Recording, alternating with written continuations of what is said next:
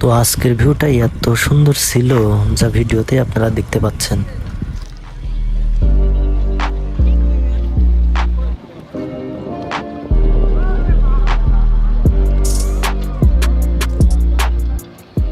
কেমন লাগছে আমাদের নগরবাড়ি ঘাট?